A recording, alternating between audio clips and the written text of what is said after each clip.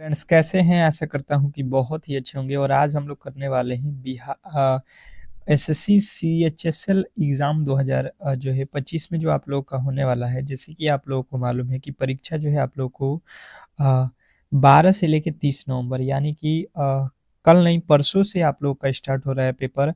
और 12 तारीख को जिनका भी पेपर है या 13, 14, 30 तक के बीच में जिनका भी पेपर है, तो इस क्लास को आप अगर अंत तक देख लेते हैं तो 100% है कि जिस तरीके के आप लोगों के एग्जाम हॉल में प्रश्न आएंगे 100% आप आसानी से उसको कर सकते हैं, क्योंकि यहाँ पे जो है पूरे के पूरे मैं जो है आप लोगों को एक स्पेशल क्लास बनाया हूँ, जैसे कि CHSL को आप आसानी से निकाल सकते हैं। तो इस क्लास को जो है आप लोगों को अंत तक देखना है और बेहतर तरीके से इसको याद रखना है, ठीक है? ये नहीं कि आप आएँ और क्लास को छोड़ के चले जाएँगे और फिर बोलिएगा कि एक भी प्रश्न नहीं आया। आप पूरे के पूरे क्लास को अंत तक देखोगे, लमसम ये क्लास 20 से 25 मिनट का होगा और 20 से 25 मिनट अगर आप दे देते हैं, ठीक है? तो बेहतर तरीके से आप इस एग्ज़ाम को क्रैक कर सकते हैं। तो चलिएगा क्लास को स्टार्ट करते हैं। ज़्यादा समय हम लोगों के पास नहीं है, क्योंकि आप लोगों का जो है एग्ज़ाम मात्र जो है कल छोड़ के परसों से स्टार्ट हो रहा है, ठीक है? तो बिल्कुल ही क्लास को लाइक करके चैनल को सब्सक्राइब कर लीजिएगा, क्योंकि इस तरीके की क्लास आपको हम डेली ही प्रोवाइड करते रहते हैं, ठीक है? ये क्लासेज अब रेगुलर ही चलेगा, आपको सुबह भी चलेगा, शाम भी चलेगा। तो बिल्कुल ही एसएससी सीएचएसएल वाले जो है ध्यानपूर्वक डेली क्लास ज्वाइन करें। चलिएगा फटाफट से पहले प्रश्न की ओर चलेंगे। और पहला प्रश्न कह रहा है कि टीपू सुल्तान जो है किस वर्ष में मैसूर का जो है शासक बना? क्वेश्चन नंबर जैसे पहला है, अगर पहले का उत्तर आपको मालूम है तो बहुत अच्छा है। आप एक टेस्ट के तौर पे कमेंट बॉक्स में अपना उत्तर देते रहिएगा, ठीक है? पहला का उत्तर मालूम है तो आप कमेंट बॉक्स में फटाफट से बताते चलिएगा। टीपू सुल्तान किस वर्ष में मैसूर का शासक बना? ये प्रश्न आप लोगों को अच्छे तरीके से जो है यहाँ पे याद रखना है, क्योंकि ये प्रश्न आपके किसी न किसी दिन, किसी न किसी शिफ्ट में जो है ये प्रश्न आने वाला है। ये 100% आप लोग याद रखोगे। तो जिन्होंने बताया है कि वर्ष जो है कब था 1700 जो है 82, उनके बिल्कुल राइट उत्तर हो जाएगा ऑप्शन नंबर डी। तो डी वाले जो भी मेरे दोस्त हैं उनके बिल्कुल राइट उत्तर है, इसमें किसी तरीके के डाउट नहीं होना चाहिए। नेक्स्ट प्रश्न की ओर चलेंगे और अगला प्रश्न कह रहा है कि वर्ष 2011 में महिलाओं की जो है 95.3 के जो है मुकाबले पुरुषों की जो है वयस्क साक्षरता क्या थी? क्वेश्चन आपके सामने दूसरा है और दूसरे नंबर प्रश्न के जो भी राइट उत्तर आपका बन रहा है ABCD करके आप मुझे बताने की कोशिश करेंगे। जो जितना भी उत्तर यहाँ पे अपने मन से देने की कोशिश करेगा उतना ही बेहतर एग्जाम हॉल में भी अपना स्कोर करेगा, ठीक है? तो याद रखेंगे, इसको अच्छे तरीके से नोट कर लेना है। 78.8% ऑप्शन नंबर बी जो है आपका बिल्कुल राइट उत्तर है, ठीक है? इसको एकदम नोट करते चलना है अगर सिलेक्शन लेना है इस बार तो। अगला प्रश्न कह रहा है कि राज्यसभा के कितने सदस्य अप्रत्यक्ष रूप से चुने जाते हैं और राज्यों और केंद्र शासित प्रदेशों के प्रतिनिधि होते हैं? Question number 3। तीसरे नंबर प्रश्न के जो राइट उत्तर है ये आप लोगों को बताना है। क्वेश्चन नंबर तीसरे का जो राइट उत्तर है, जिनने बताया है 200 जो है 38 जो है सीट आप लोगों को चुन लेना है, सदस्य चुन लेना है। ऑप्शन नंबर ए जो है आपके बिल्कुल राइट उत्तर है। नेक्स्ट प्रश्न की ओर चलेंगे और अगला प्रश्न कह रहा है कि भारतीय संसद में शामिल है, भारतीय संसद में शामिल है, क्या शामिल है ये आप लोग को बताना है। Question number 4। चौथे नंबर प्रश्न के राइट उत्तर फटाफट से आप लोग को बताना है कि भारतीय संसद में शामिल है। फटाफट से आपके राइट उत्तर आने चाहिए। क्वेश्चन नंबर चौथे के बाद किया जाए तो भारतीय संसद में जो है आपको बताना है कि राष्ट्रपति और जो है दोनों सदन शामिल होते हैं। ऑप्शन नंबर डी आपका बिल्कुल 100% सही उत्तर हो जाएगा, इसमें किसी तरीके के डाउट नहीं होना चाहिए। बिल्कुल ही आप लोग अच्छे तरीके से क्लास को एक बार जो है ध्यानपूर्वक देख लीजिए, ठीक है? और ये जब आप 12 नवंबर को बैठोगे एग्जाम हॉल में तो बिल्कुल ही आपके सामने प्रश्न दिखेगा और आसानी से आप इसको सॉल्व कर सकते हैं, ठीक है? या उसके आगे किसी भी दिन आपका जो है एग्जाम हो। गिद्धा नृत्य का जो है संबंध मुख्य रूप से किस राज्य से है? बताने की कोशिश करेंगे सभी लोग। क्वेश्चन नंबर 5वें का जो है राइट उत्तर क्या होने वाला है, तो आपको बताना है पंजाब। ऑप्शन नंबर डी जो है आपका बिल्कुल राइट उत्तर हो जाएगा, इसमें किसी तरीके के डाउट नहीं होना चाहिए। नेक्स्ट प्रश्न कह रहा है कि त्रिशूर पूरम किस भारतीय राज्य में जो है मनाया जाने वाला एक जो है प्रसिद्ध मंदिर उत्सव है, जो अपने विस्तृत जो है जुलूसों और आतिशबाजी दर्शनों के लिए जाना जाता है।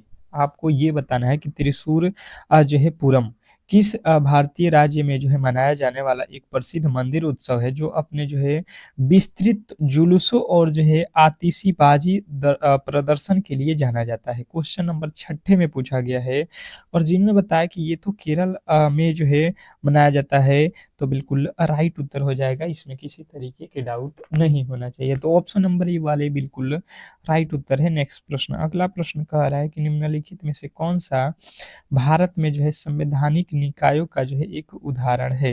निम्नलिखित में से कौन सा भारत में संवैधानिक निकायों का जो है एक उदाहरण है। Question number 7। 7वें नंबर प्रश्न के जो राइट उत्तर है फटाफट से आप लोगों को बताना है और बताने की कोशिश करना है। क्वेश्चन नंबर 7वें के जो है राइट उत्तर बताने की कोशिश करेंगे सभी लोग।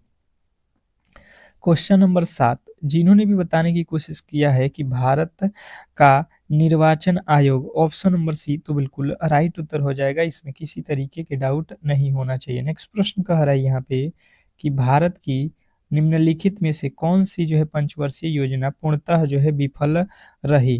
निम्नलिखित में से भारत की निम्नलिखित में से कौन सी पंचवर्षीय योजना पूर्णतः जो है विफल रही, मतलब पूरा नहीं हुआ। ठीक है, ये प्रश्न आप लोगों से एग्जामिनर पूछ लिया है। तो 8वें नंबर प्रश्न की बात की जाए तो जिन्होंने भी बताने की कोशिश किया है कि जो है तीसरी पंचवर्षीय योजना, ऑप्शन नंबर ए, तो बिल्कुल राइट उत्तर है, इसमें किसी तरीके के डाउट नहीं होना चाहिए। नेक्स्ट प्रश्न कह रहा है यहाँ पे भारतीय संविधान का निम्नलिखित में से कौन सा भाग संघ और उसके जो है राज्य क्षेत्रों से संबंधित है।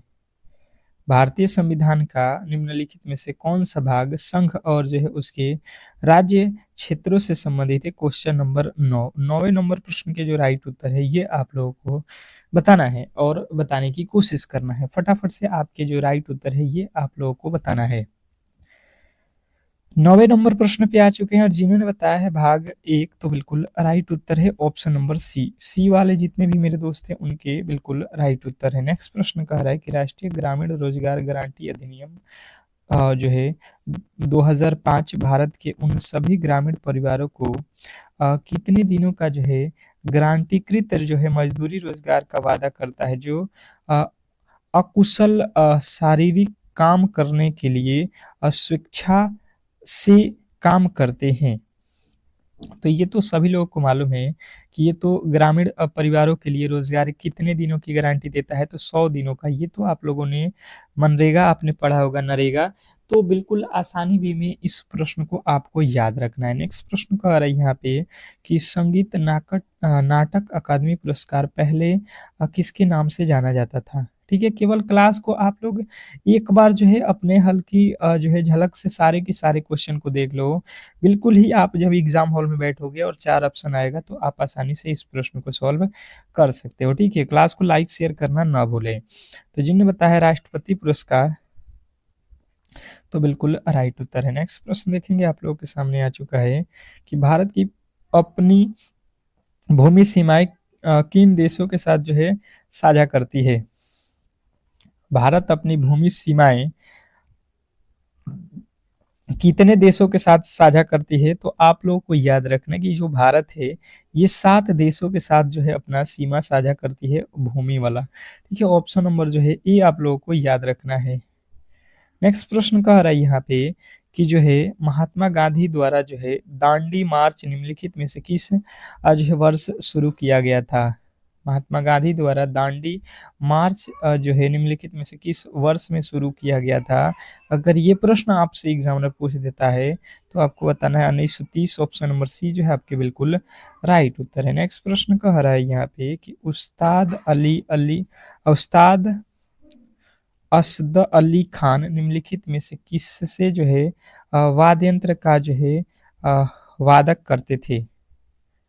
उस्ताद असद अली खान का बात किया जाए तो आप लोग को याद रखना है कि रुद्र और वीणा के ये वादक थे। ऑप्शन नंबर डी जो है आपके 100% सही उत्तर है, इसमें किसी तरीके के डाउट नहीं होना चाहिए। नेक्स्ट प्रश्न की ओर चलेंगे और अगला प्रश्न आपके सामने है। अब देखिएगा आपका अगला प्रश्न आपके सामने है, बताने की कोशिश करना है आप लोगों को। कह रहा है यहाँ पे कि एक प्रसिद्ध नाटक अभिज्ञानशाला कुंतलम निम्नलिखित में से किस जो है शख्सियत द्वारा जो है लिखा गया था। क्वेश्चन आपके सामने 15वां है और 15वें नंबर प्रश्न की बात की जाए तो जिन्होंने बताया है कालिदास के द्वारा, तो बिल्कुल राइट उत्तर है। नेक्स्ट प्रश्न कह रहा है यहाँ पे कि गणगौर त्योहार ऐतिहासिक रूप से निम्नलिखित में से किस राज्य का जो है मूल त्योहार है। गणगौर त्योहार ऐतिहासिक रूप से निम्नलिखित में से किस राज्य का मूल त्योहार है। क्वेश्चन आपके सामने है 16वें नंबर का प्रश्न और जिन्होंने बताया है कि ये तो राजस्थान का है, तो बिल्कुल राइट उत्तर हो जाएगा ऑप्शन नंबर सी। नेक्स्ट प्रश्न कह रहा है यहाँ पे कि भारत में गरीबी हटाओ और आत्मनिर्भरता की जो है प्राप्ति करना का मुख्य उद्देश्य क्या है। भारत में गरीबी हटाओ और आत्मनिर्भरता की प्राप्ति करना का मुख्य उद्देश्य क्या है। क्वेश्चन नंबर आपके सामने 17 और 17वें नंबर प्रश्न का राइट उत्तर जिन्होंने बताया है कि 5वीं पंचवर्षीय योजना, ऑप्शन नंबर बी तो बिल्कुल राइट उत्तर है। नेक्स्ट प्रश्न की ओर चलेंगे और अगला प्रश्न कह रहा है यहाँ पे कि साइखोम मीराबाई चानूक एक हैं। साइखोम मीराबाई चानू एक हैं, तो मीराबाई चानू क्या थी ये आप लोगों को यहाँ पे याद होना चाहिए। क्वेश्चन नंबर 18, 18वें नंबर प्रश्न के राइट उत्तर हो जाएगा भारतीय भारोत्तोलन, ऑप्शन नंबर ए जो है आपके राइट उत्तर हो जाएगा। नेक्स्ट प्रश्न कह रहा है कि कौन सा नृत्य है, नृत्य शैली की उत्पत्ति दक्षिण भारतीय जो है राज्य केरल से हुई है। दक्षिण भारतीय राज्य केरल में किस भारतीय नृत्य का जो है उत्पन्न हुआ है। ये प्रश्न अगर आपसे पूछ लेता है तो कथक और मोहिनी अट्टम आप लोग को याद रखना है, ऑप्शन नंबर ए। बिल्कुल ही आप इन प्रश्नों को इग्नोर ना करें, ठीक है। नेक्स्ट प्रश्न कह रहा है कि भारतीय संविधान के निम्नलिखित में से किस अनुच्छेद का जो है संबंध धर्म की स्वतंत्रता के अधिकार से है। भारतीय संविधान के निम्नलिखित में से किस अनुच्छेद का जो है संबंध धर्म की स्वतंत्रता के अधिकार से संबंधित है। क्वेश्चन नंबर 20, 20वें नंबर प्रश्न के जो राइट उत्तर हैं ये आप लोगों को याद रखना है कि अनुच्छेद 25 से 28, ऑप्शन नंबर जो है आपका बी बिल्कुल 100% सही उत्तर है। नेक्स्ट प्रश्न कह रहा है यहाँ पे कि भारत की निम्नलिखित में से किस देश के साथ जो है खुली सीमा है। भारत की निम्नलिखित में से किस देश के साथ खुली सीमा है, मतलब सीमा जो है बिल्कुल ओपन है, ठीक है। आप वहां से जा सकते हो, आ सकते हो, इस तरीके का सीमा जो है आप लोग बताओगे कि नेपाल से है, जो आराम से आदमी जाता है और आता है, खुला जो है। नेक्स्ट प्रश्न कह रहा है कि कुंडलकुलम नाभिकीय जो है ऊर्जा संयंत्र निम्नलिखित में से किस जो है राज्य में स्थापित किया गया है। कुडनकुलम नाभिकीय ऊर्जा संयंत्र निम्नलिखित में से किस राज्य में स्थापित किया गया है। क्वेश्चन नंबर 22, 22वें नंबर प्रश्न का राइट उत्तर हो जाएगा तमिलनाडु, ऑप्शन नंबर जो है सी आपका बिल्कुल राइट उत्तर है। नेक्स्ट प्रश्न कह रहा है कि भारतीय संविधान का अनुच्छेद मौलिक अधिकारों को लागू करने के संबंध में सर्वोच्च न्यायालय को व्यापक मूल अधिकार क्षेत्र देता है। भारतीय संविधान को अनुच्छेद, कौन सा अनुच्छेद मौलिक अधिकारों को लागू करने के संबंध में सर्वोच्च न्यायालय को जो है व्यापक मूल अधिकार क्षेत्र देता है। तो 23वें नंबर प्रश्न का राइट उत्तर हो जाएगा 32, अनुच्छेद 32। नेक्स्ट प्रश्न कह रहा है कि क्रिप्स मिशन भारत में किस वर्ष आया। क्रिप्स मिशन भारत में कब किस वर्ष आया था, ये आप लोगों से प्रश्न पूछा गया है। तो जिन्होंने बताया है कि जो है यहाँ पे 1942, ऑप्शन नंबर डी तो बिल्कुल राइट उत्तर है।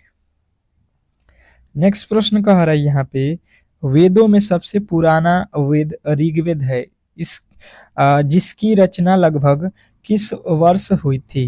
वेदों में वेदों में सबसे पुराना वेद ऋग्वेद है, जिसकी रचना लगभग कितने वर्ष जो है में हुई थी, ये आप लोगों से पूछा जाए तो आपको याद रखना है 3500 जो है वर्ष पहले हुई थी। 3500 वर्ष लगभग पहले किसका हुआ था? तो आप लोगों को याद रखना है ऋग्वेद, जो कि सबसे पुराना वेद है, ठीक है। नेक्स्ट प्रश्न देखिए, कह रहा है यहाँ पे कि जो है वर्ष 2011 में एक दिवसीय जो है अंतर्राष्ट्रीय क्रिकेट विश्व कप की जो है मेजबानी किस देश ने की थी? देखिए 2011 का वर्ल्ड कप जो हुआ था, ठीक है, वो कौन सा देश जीता था? सभी लोगों को याद होगा कि ये अपना ही देश भारत जीता था। और इसका मेजबानी कौन करता था? तो भारत ही किया था, नेपाल श्रीलंका भी किया था और बांग्लादेश, ये तीनों देश मिलकर इस जो है मैच को करा रहे थे, ठीक है। नेक्स्ट प्रश्न देखिएगा, कह रहा है कि फटोरपा जात्रा और मांडो उत्सव का जो है संबंध निम्नलिखित में से किस राज्य से है? फटोरपा जात्रा और मांडो उत्सव का जो है संबंध निम्नलिखित में से किस राज्य से था, किस राज्य से है? तो जिन्होंने भी बताने की कोशिश की है यहाँ पे कि जो है गोवा से है, तो बिल्कुल राइट उत्तर है। नेक्स्ट प्रश्न देखेंगे, आप लोगों के सामने आ चुका है कि तीव्र आर्थिक विकास के कारण निम्नलिखित में से किस वर्ष से भारत की जो है गरीबी में अत्यधिक जो है कमी होने लगी? तीव्र आर्थिक विकास के कारण निम्नलिखित में से किस वर्ष से जो है भारत में गरीबी में अत्यधिक जो है कमी होने लगी? तो जिन्होंने भी बताया है यहाँ पे कि 1994, ऑप्शन नंबर सी, तो बिल्कुल राइट उत्तर है। नेक्स्ट प्रश्न की ओर चलेंगे और अगला प्रश्न कह रहा है कि द्वितीय एंग्लो वर्मिंग युद्ध किस वर्ष लड़ा गया था? द्वितीय एंग्लो वर्मिंग युद्ध किस वर्ष जो है लड़ा गया था? Question number 29। 29वें नंबर प्रश्न के जो राइट उत्तर हैं, आप लोगों को फटाफट से याद रखना है, ये तो 1852 में हुआ था। नेक्स्ट प्रश्न देखेंगे, भारत में वर्ष 2010 के राष्ट्रमंडल खेल में आयोजित किए गए थे, मतलब कहाँ पे जो है राष्ट्रमंडल खेल आयोजित हुआ था 2010 में, ये आप लोगों से पूछा गया है। ये नई दिल्ली में किया गया था आयोजित, ऑप्शन नंबर ए जो है आप लोग को याद रखना है 2010 में, ठीक है।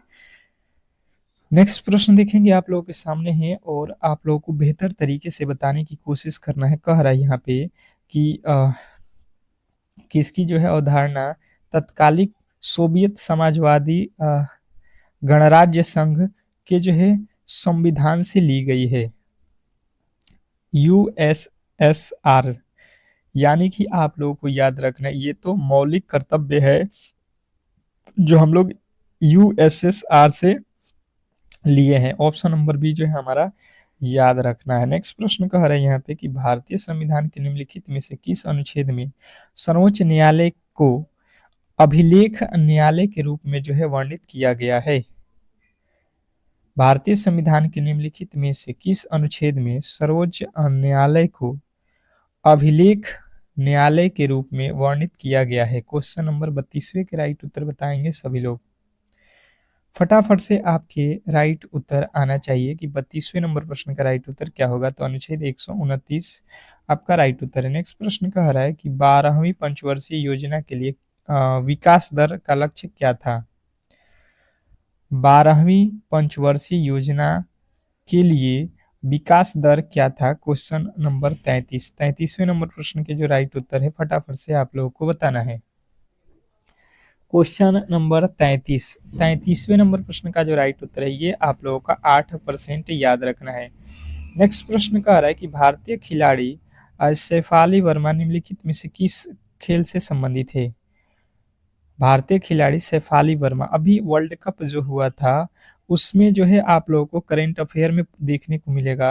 आप लोगों को याद रखना है शेफाली वर्मा जो है एक क्रिकेटर प्लेयर हैं और जो ओमेन क्रिकेट वर्ल्ड कप 2025 का हुआ उसकी विजेता टीम अपना ही देश भारत है, ये आप लोगों को बिल्कुल याद रखना है। और उप विजेता कौन है? तो दक्षिण अफ्रीका। नेक्स्ट प्रश्न कह रहा है स्वतंत्रता के समय देश की जो है लगभग कितने प्रतिशत जनसंख्या कृषि पर निर्भर थी? स्वतंत्रता के समय देश के लगभग कितने परसेंट जो है जनसंख्या थी जो कृषि पर आधारित थी? तो हम लोगों को याद रखना है कि 75% जनसंख्या। नेक्स्ट प्रश्न देखेंगे, कह रहा है कि भारत के 50वें मुख्य न्यायाधीश के रूप में किसे शपथ ली? भारत के 50वें मुख्य न्यायाधीश के रूप में किसने शपथ ली है? ये प्रश्न अगर आपसे एग्जामिनर पूछ देता है तो आपको याद रखना है DY चंद्रचूड़। ऑप्शन आपको डी वाला बिल्कुल याद रखना है। नेक्स्ट प्रश्न कह रहा है कि 2011 की जनगणना के अनुसार निम्नलिखित में से किस राज्य की जो है जनसंख्या वृद्धि सबसे अधिक है?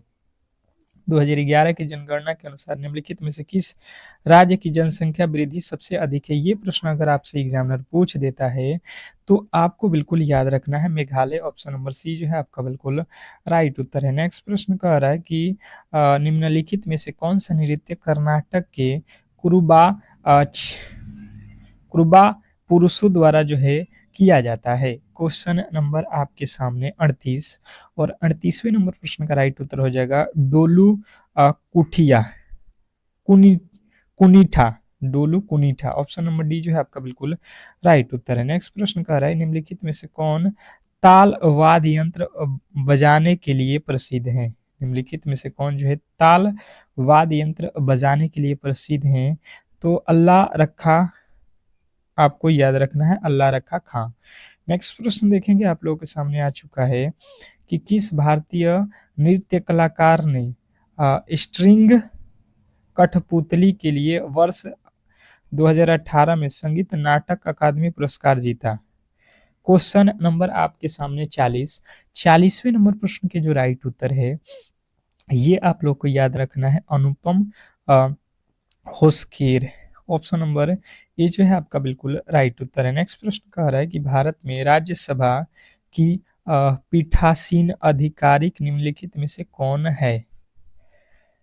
भारत में राज्यसभा की पीठासीन आधिकारिक निम्नलिखित में से कौन है? क्वेश्चन नंबर 41वें का राइट उत्तर हो जाएगा राष्ट्र उपराष्ट्रपति। ऑप्शन नंबर जो है ए आपका बिल्कुल राइट उत्तर है। नेक्स्ट प्रश्न कह रहा है कि प्रथम राष्ट्रमंडल खेल कब जो है आयोजित किए गए थे?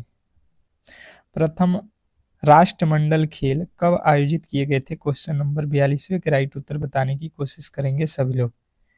क्वेश्चन नंबर 42, तो 42वें नंबर प्रश्न का राइट उत्तर जिन्होंने बताया वर्ष 1930। ऑप्शन नंबर डी आपका बिल्कुल राइट उत्तर है। नेक्स्ट प्रश्न देखेंगे आप लोगों के सामने आ चुका है मौर्य साम्राज्य के सम्राट अशोक के अनुयायी थे?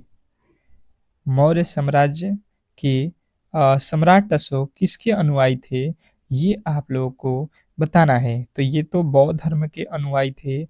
ऑप्शन नंबर डी जो है आपके बिल्कुल 100% सही उत्तर हो जाएगा, इसमें किसी तरीके के डाउट नहीं होना चाहिए। नेक्स्ट प्रश्न कह रहा है कि भारत की निम्नलिखित में से किस पंचवर्षीय योजना का जो है उद्देश्य भारत को आत्मनिर्भर और जो है स्व उत्पादक जो है अर्थव्यवस्था बनाना था? क्वेश्चन नंबर 44वें के जो है राइट उत्तर बताने की कोशिश करेंगे सभी लोग।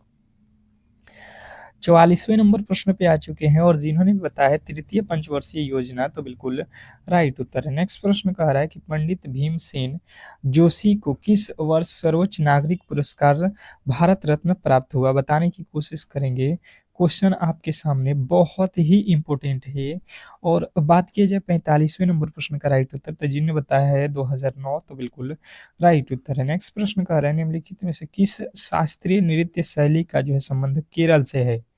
निम्नलिखित में से कौन सी शास्त्रीय नृत्य शैली का संबंध केरल से है? अगर ये प्रश्न आपसे एग्जामिनर पूछता है तो मोहिनी अट्टम आपको याद रखना है। नेक्स्ट प्रश्न कह रहा है यहाँ पे कि सरदार वल्लभ भाई पटेल ने